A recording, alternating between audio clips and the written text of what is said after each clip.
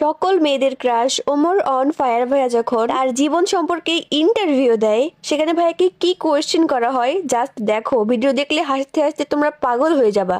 Hello guys, আমি ঝুমা, আর ছাত্রীদেরই টক শোতে ছাত্রীদেরই দায়িকায় না মারি বোমা।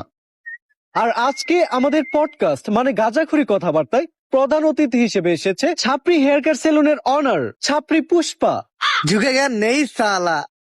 তো পুষ্পা, তোমার কাছে আমার প্রথম প্রশ্ন, তোমার মাসিক ইনকাম কত? কিরে, এই মহিলা সবার কাছে তার ইনকাম জানতে থাকে? আপনি আমার কাছে আমার ইনকাম জানতে চান কে? আমার হাঙ্গা করবেন নাকি? অলরেডি ম্যারিড, ঘরে বউ আছে, নাম শিবাল্লি। আমি আমার বউয়ের প্রতি লয়াল, কোনো চান্স নাই। অন্য প্রশ্ন করেন। আচ্ছা তুমি এইটাই বলো, তোমরা টিকটকার আর বউ ব্যবসায়ীরা যারাই আছো, তোমরা সবাই কেন এই সেলুন ব্যবসা শুরু করতেছো? আসলে আমরা যারাই আছি, আমরা যখনই কন্টেন্টের নামে লেয়ার বানাইতাম, তখন কমেন্ট সেকশনে সবাই খালি কমেন্ট করতো, চুলের কন্টেন্ট বানাইছো, চুলের নাতিরা, তোমাকে চুলের ভিডিও আর ভালো লাগে না। কমেন্টে খালি চুল চুল আর চুল, মানে চুলের বিপরীতে যেটা থাকে ওটা কমেন্ট করে, কিন্তু ভদ্রতার খাতিরে ওটা বলতে পারতাছি না। তো ওইখান থেকে ইন্সপায়ার হয়ে আমরা টিকটকাররা আর কাপল ব্লগাররা সেলুন দেওয়ার চিন্তা ভাবনা করি।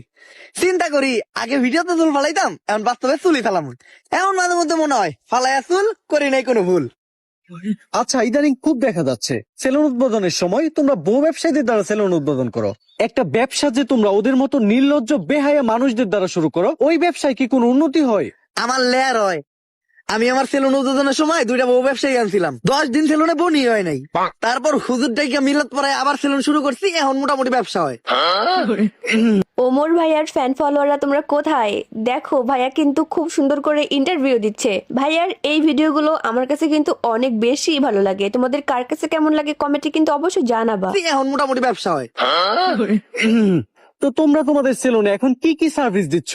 এখন সার্ভিস বলতে আমরা সবাই দিতেছি খুদাই ফেসিয়াল, যেটা আমাদের সেলুনে অনেক পপুলার। অন্য জায়গা থেকে এটা করতে গেলে 400 টাকা লাগে, আর আমাদের সেলুনে 4000 টাকা করে। চুলের জন্য আছে ছাপড়ি কাটিং, আর নিচে যদি কেউ চায় রংধনু কালার করতে পারে।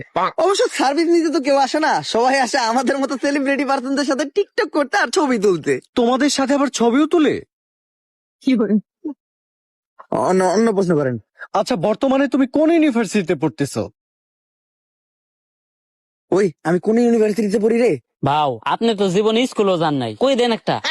আমি পড়ালেখা করি হলো নর্থ আমেরিকা ইউনিভার্সিটিতে। North America university? এমন ইউনিভার্সিটির নাম তো কখনো শুনি নাই। আরে শুনবেন কেমনে, এটা তো বাংলাদেশে না, এই ইউনিভার্সিটি তো আমেরিকায়।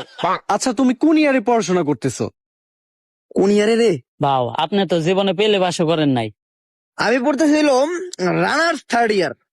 রানার্স আবার কি? আই থিঙ্ক ওইটা অনার্স 3rd ইয়ার হবে। হ্যাঁ ঠিকই ধরছেন, আমি আসলে দেখলাম যে আপনি শিক্ষিত নাকি। আচ্ছা, তুমি কোন সাবজেক্টে পড়তেছো?